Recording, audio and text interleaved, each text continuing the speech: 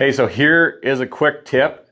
If you've got a metal roof that's got exposed fasteners and you've already replaced them and they're loosening off again, if the metal's still good, you could keep trying to replace those. Those holes aren't going to hold the screws anymore, and it's just going to be a continual work. What you can do, and what we've done on a lot of buildings, take the screws out, and you can do it one sheet at a time. Shift the sheet over 3 inches to 6 inches. Your ribs are on center, they're 9 inches, so that's usually going to put you about halfway between the old holes.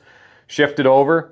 You can cut that piece off the first sheet. You can use it on the last one to cover up that little bit of exposed roof that you'll have. And you could go even more if you wanted to move a bigger chunk. Like you could go 2 ribs over, so you could go like, say 24 inches over, cut that part off, use it on the other end of the building. But that's gonna give you fresh new holes, so you can put your screws in fresh new holes. You can use brand new screws, and you can reuse the same roofing and the same strapping.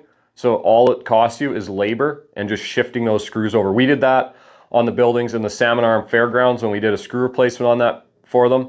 We did it on a whole bunch of the roofs on those old buildings, and we had to shift them over because the screws wouldn't hold anymore in the old holes because the wood was starting to get a bit rotten and the holes were getting too big from people replacing the screws. Hope that helps you, saves you time. If you don't feel like doing it yourself, you can always get a hold of us, we'll do it for you.